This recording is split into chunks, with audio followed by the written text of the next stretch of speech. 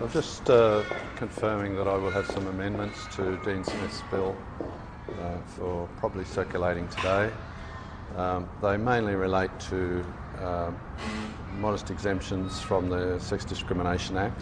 There is a perception that the Sex Discrimination Act is a little bit like the Racial Discrimination Act in that it contains constraints on free speech.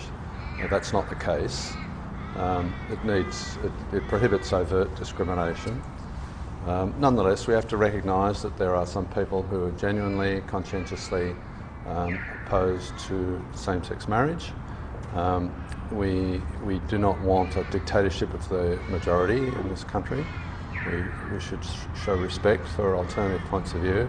And marriage is an area that, to some people, is extremely important. They regard it as a cultural heritage, and the changes to it are affecting the basis of our civilization. I don't share that view myself, but we have to respect the fact that these views are deeply held, very strongly held, and are quite sincere. And to engage in hubris based on having more people on the yes side than the no side would be quite wrong.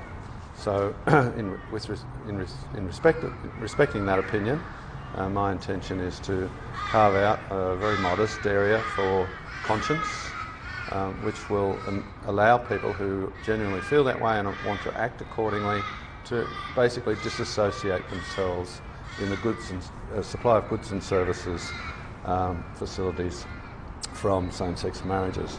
It is not strictly a religious issue either, I hasten to add, and that's one of the weaknesses of Dean Smith's bill, that it only focuses on religious exemptions.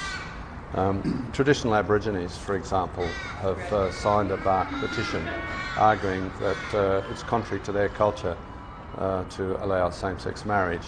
So that would not come under Dean Smith's exemption for religious exclusion. So there needs to be allowance made for that sort of thing. But outside of that, I'm not that big on carving out a whole new space for those opposed to same-sex marriage. I think it only needs to be, as I said, relatively modest. Doesn't allowing for conscientious objection create a bit of a slippery slope? I mean, where exactly do you draw the line in allowing people to refuse services for someone they just don't agree with? That raises an entire question about how much the government should get involved in the private sector and discrimination. I have no problem having laws that prohibit the government from discriminating. We should all be equal before the law, and the government should be absolutely prohibited from discriminating. But discrimination by private individuals or private organisations is a different matter altogether. And the question is, to what extent should the government intrude into that private realm? This is a civil society matter, and government is not our mother, and it shouldn't be telling us what morals to live by. And we all discriminate in life. We all discriminate in life, and I often tell the joke, I've never yet met anybody who is not looking for a partner who doesn't discriminate against somebody that they think is ugly. It's a part of life. And there are plenty other examples of discrimination which all of us, without exceptions, practice. So the question is really, to what extent should the government get involved in that? As a libertarian, my view is that the government shouldn't intrude in the private realm very much at all. And that's why I am in favour of same-sex marriage. It's not that I believe in marriage equality. I don't believe in equality of any description. What I believe in is that the government should not be telling us the gender or anything else about the person that we should marry beyond the minimum of incest and age of consent. It's simply a government getting out of the area of telling us how to live our lives, which has led me to support same-sex marriage. It's pretty much my view in relation to discrimination. There are probably areas where I think, well, it's not a black and white issue, but overall, I think the government should largely keep its nose out of discrimination between individuals and in the private sector. How do your amendments differ from Patterson bill? His amendments go a lot further. They create a very substantial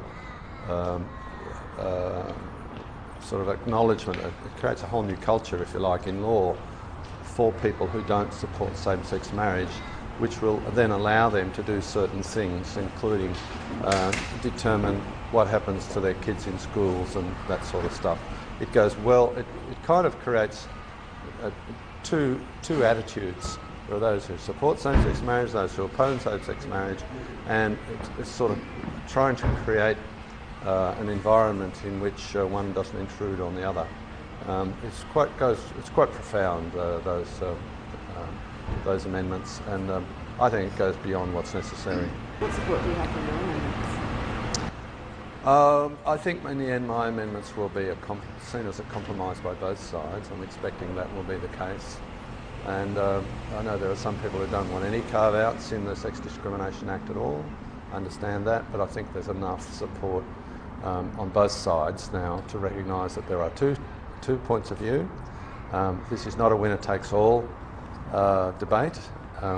We have to live with each other after the result is known, and for one side to dance on the grave of the other side would be profoundly wrong and certainly wouldn't settle the issue. So have you got support from both sides? Have you had some... My amendments haven't been circulated yet. The bill hasn't even been tabled. Will you be supporting the motion in the Senate today to give preference to... Yeah, I just have to reread it again to make sure we're not going to sit all night tonight. I have to reread it, but yes, subject to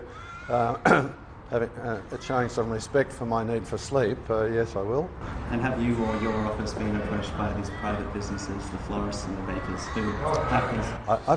I've been involved in this same-sex marriage debate, since I came to the Senate 3 years ago. I've had my own same-sex marriage bill on the notice paper since 2014. I have been directly involved in this debate for 3 years since I became a senator, and obviously I was interested in it long before that. So this is not a new thing to me.